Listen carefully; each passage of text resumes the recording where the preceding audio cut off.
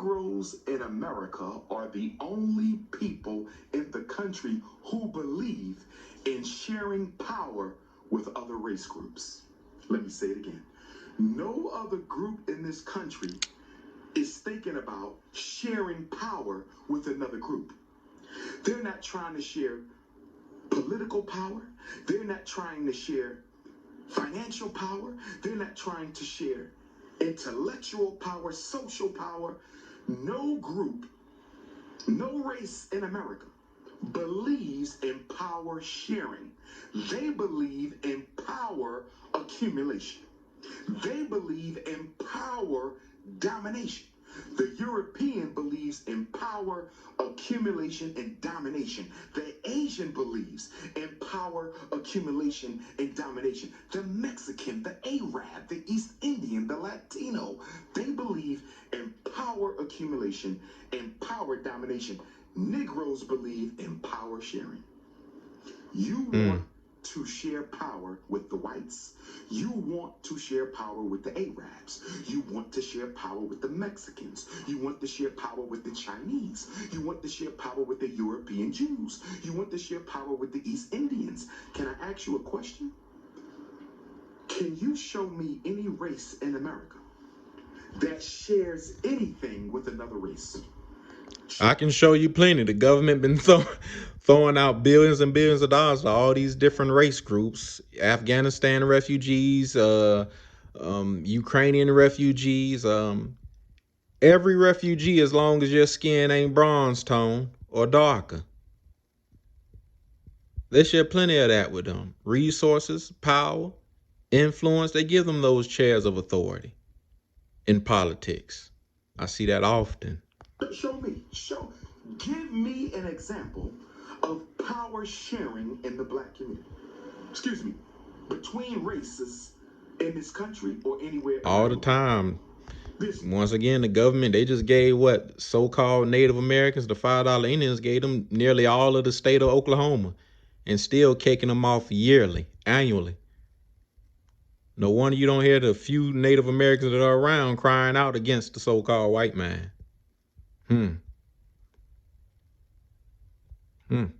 No such thing as interracial power sharing. There's interracial marriage. There's interracial sex. There's interracial babies. But there's no interracial power sharing. Nobody shares power with another race except politically uneducated black people. And you know why you're so interested in power sharing? Number one, you're scared of white folks. Number two, you have low racial self-esteem. Number three, you've been brainwashed by your religion. Yes, whitewash religion. You've been brainwashed by your religion. Yes, Constantine Christianity. Brainwashed by your religion. We're the only people in the country. Peculiar characteristics of the Negro psyche. We're the only people in the country. Peculiar characteristics of the Negro psyche.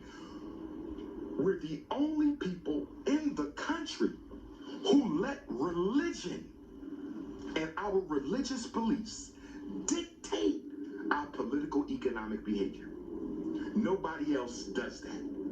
Nobody else. I don't care.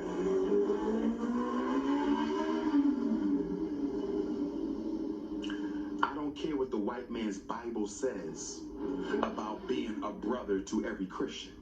See how he did that? You see how he did that?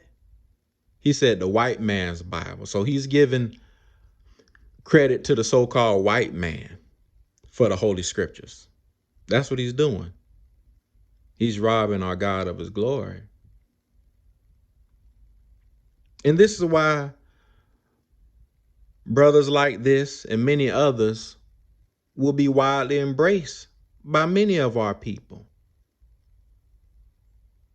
because they have the spirit of Antichrist.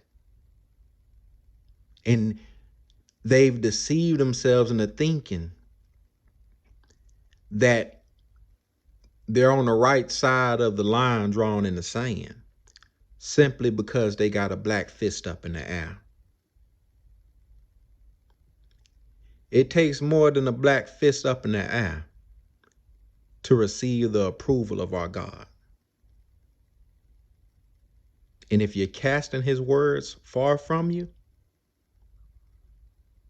he has already denied you because you've denied him. As Christ said, whosoever is ashamed of my words on earth before man, I'm going to be ashamed of him before my heavenly Father and all the holy angels at my coming. They don't follow that when it comes time to accumulate power. I don't care what the Arabs' Quran says about being a brother to humanity. They don't practice that when it comes time for power domination. I don't care what the European Jews' Torah says about being a brother to humanity. They don't practice that when it comes to power domination and accumulation. Only black folks will let a 2,000-year-old book, a 1,500-year-old book. Notice how he said the European Jews' Torah. So he's distinguishing and saying European Jews. So that means you know of the Ethiopian Jews. That means you know of the so-called black Jews then. But instead of acknowledging them and how they've helped the scripts long before a white man was in sight to rob them of the scripts and whitewash the scripts. That's not acknowledged, though. I think there's an agenda behind that.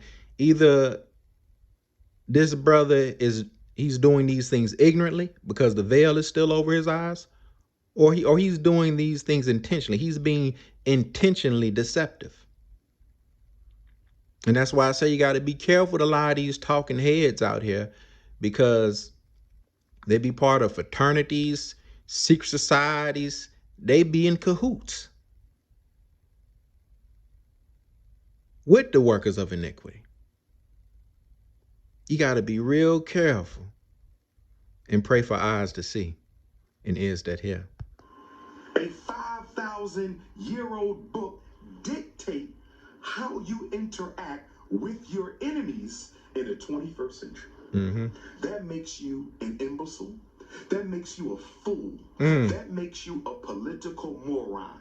Who in their So he's basically saying anybody who believes in, I don't care about the Quran because I'm not Muslim, but anybody who believes in the Bible, anybody who looks at the Holy Scriptures as a GPS to lead us in the way we ought to go, he's saying anybody who believes in that as such is a fool and an imbecile. Which is crazy considering the next thing he's about to say in the next couple of minutes, which I'll point out. But this is what he's saying now. Living in the 21st century. Living in the 21st century. He's saying the Bible outdated. God ain't all knowing. Them scripts don't make us wise unto salvation. He's saying the scripts are outdated. It don't apply to today. Because the writings are so old? What? That doesn't even... Are you kidding me? I'm going to let him go on and put his foot in his own mouth. You'll see soon. Going to let your political and economic behavior in the 21st century get dictated by a book that was written in the 1st century or the 6th century. You're out of your mind. You're out of your mind. You don't let a religious book. You're an imbecile, a fool, out of your mind if you believe in those scripts. How you deal with other people in the 21st century. And if you let the word dictate how you deal with other people in the world. Wow. If you don't like the message of Pan-Africanism, hop off the live. If you don't like the I'm not with Pan-Africanism, but I ain't hopping off the live because I got a lesson to teach y'all while he called himself teaching. I'm going to teach y'all. Because ain't nobody talking about nothing I want to hear. Ain't nobody talking about nothing he want to hear. I don't go live to educate. I don't go live to talk about people's personal business. I don't go live to try to character assassinate nobody. I don't go live to talk about sports. I don't go live. He said he don't go live to character assassinate anybody, but he assassinating a people's whole religion. You see the hypocrisy, you see the double edge, you see the forked tongue, saying one thing out of one side of his mouth, then another thing out the other side. You just call everybody an imbecile and a fool who believe in the Holy Scripts. That's my issue. You know, the scriptures have let it be known to me that I've been entrusted with the gospel. I wasn't entrusted with no doggone Quran. I couldn't care less about what he's saying about them. You know, that, hey, that's on them. That's for them to fight that fight. But I'm going to undercut him when it comes to my people and what we believe on. Let me go on. About rap. I don't go live to talk about celebrity gossip. I go live to raise the consciousness of African people. Smartest guy in the room here, y'all. Letting your religion rule your political and economic decisions. That's the problem. That's the problem with so-called black people. That's where it messed up at. We should have let our religion, we should have let the Holy Scripts rule our political decisions. Because we would know better than to vote anybody who's a heathen, who's a so-called Gentile, whatever you want to call them. We would know better than to vote anybody that's not of our own people to rule over us. Because it's condemned in the law, in the testimony. But this is what happens when you've been brainwashed with Constantine Christianity and you've been taught that the law has been done away with, or the Old Testament don't matter no more. It's completely irrelevant. Not realizing that everything the Messiah was pointing back to was the law and the testimony. Think about that. The New Testament had not yet been written because it was his disciples who were tasked with writing those scripts, seeing as how they were his witnesses. If you need the Bible and the Quran to give you permission to fight for black people, you deserve to be taken advantage of. If you need a religious book to give you permission to fight for your people, you deserve to be taken advantage of. And you shouldn't need a book to give you permission to fight for your people. You know, me, even in my in the days where my eyes were veiled, and not knowing who Christ was and so on and so forth, not knowing that we were the people, even in those days, when I was still under the brainwashing of, how could I say, corporate Christianity, I still spoke for my own. But I'm sure that's not everybody's case. But, you know, it's like he's generalizing it. And I wanted to be clear that, let it be known that that is not always the case. Religion over race. Religion before race. Religion instead of race. See, this is one of the things that made Mr. Garvey so great. See, this what tricks me out right here. One of the things that made Marcus Mosiah, the most honorable Marcus Mosiah Garvey, the greatest black leader of the 20th century and the greatest human organizer ever. Now check this. It amazes me how this man, he worships Marcus Garvey. Like Marcus Garvey is the Messiah himself. And yet you attempting to take a big crap on everything Marcus Garvey stood on. Mainly his God, mainly the Holy Scripts. Marcus Garvey wasn't shy about sharing his faith and letting it be known that he believed in the Father and the Son and the Holy Spirit that has been given by way of the Son of God. He didn't tiptoe around at all. He was very vocal about that. So I find it ironic how this Dr. Umar is attempting to tear all that down and call everybody who believe on that an imbecile. When the very man whose feet you attempt to kiss every day and every night, saying his name like it's the name of Christ, he was humble enough and wise enough to know who our God is And I wouldn't be surprised if Marcus Garvey was alive today and having heard him say these things, having heard Dr. Umar say these things concerning the Holy Scripts, I wouldn't be surprised if he distanced himself away from Dr. Umar as far as possible and told him, you don't even say my name no more, player. Don't even say you're going to condemn what I believe on. You're going to condemn my faith. Don't even speak my name. Stop riding my coattail. Stop saying we kinfolk.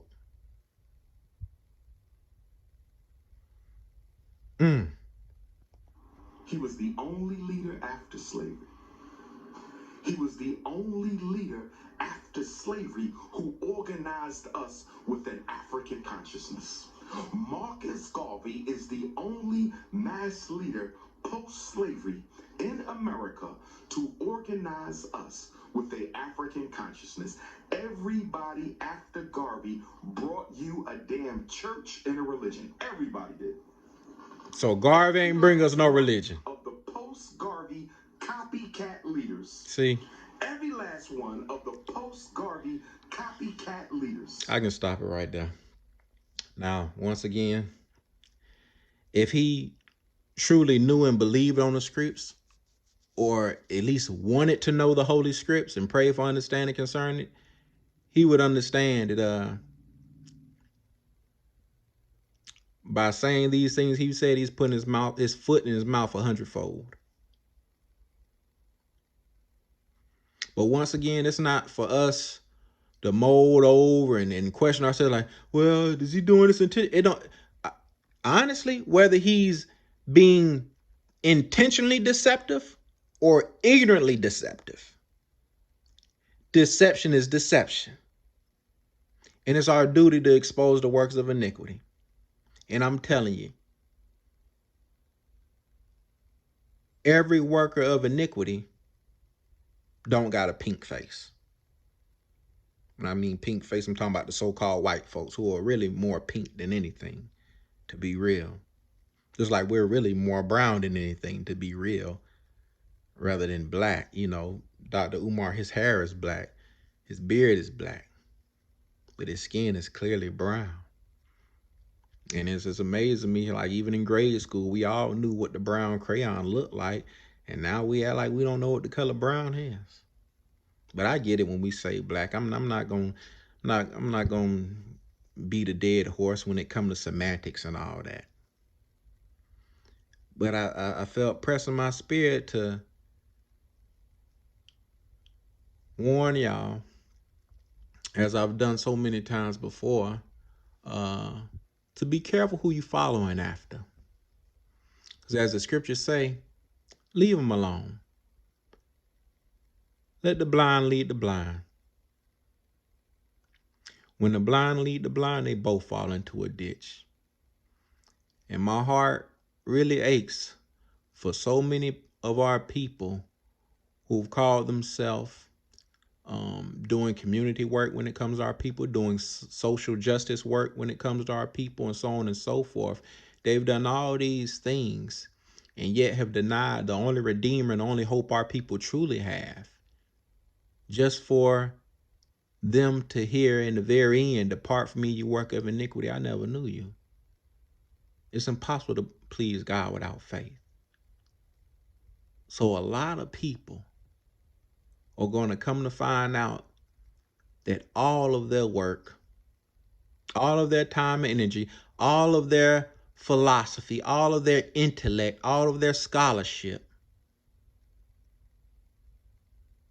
all of it has been in vain. All of it has been in vain. Even if you give your life for your people and you deny Christ who gave his life for us first, you've even thrown your life away in vain just to be resurrected for condemnation, taking part in the second resurrection rather than the first. So I say this just to, let y'all know, be mindful, be mindful. Like I said, I agree with a lot of things Umar say, but not everything. And I'd be remiss if I didn't mention this, being a brother who have posted Umar clips here and there. But once again, just because I post somebody, it doesn't mean everything they've said I take heed to or that I believe on. But this is like one of my first times hearing them coming out the mouth like this, to this degree, concerning the Holy Bible and all that and all that. And yeah, I gotta take a few steps back from them, because we all should know how it was with Korah and Moses in the wilderness. And unfortunately, Dr. Umar, he's playing the role of Korah. Although he may not be putting his trust in Caesar, he's definitely putting his trust in Pharaoh. He's definitely putting his trust in Pharaoh. And we know God had divided those who believe and those who don't. Those who have faith and those who don't. There had to be a divide. There had to be a divide. Point blank. And we know how Korah and those who follow him turned out. They didn't come in. They didn't come out with the or I should say they came out with the short end of the stick. Let me put it that way, for lack of better words. But yeah, keep your eyes open. Beware, and continue to undercut those who desire to be equals with us or consider themselves our equal. Because we crying out for our people, because we standing up for our people, it really don't mean we on the same team. We got similar, how could I say, similar interests. But if my faith is something that you detest, I don't care how many interests we share in common. I can't have no parts of you. How can two walk together unless they agree on the direction? And we're going two separate ways. And unfortunately, just like Dr. Umar, many are doing as he's doing. And they're walking that wide and broad path to destruction, rather than the straight and narrow path to salvation. Watch and pray, family. And once again, beware. You've been warned.